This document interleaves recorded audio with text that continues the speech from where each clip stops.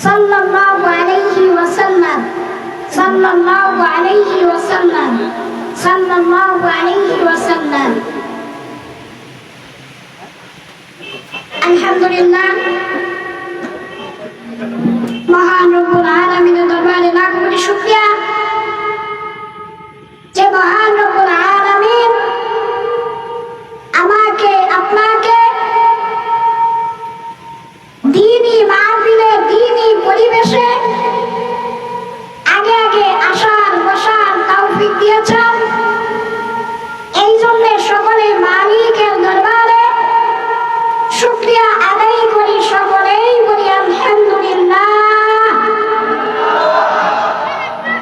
লাখ কোটি দরুদ এবং সালাম যিনাকে সৃষ্টি না করলে তামাম দুনিয়া সৃষ্টি হইত না।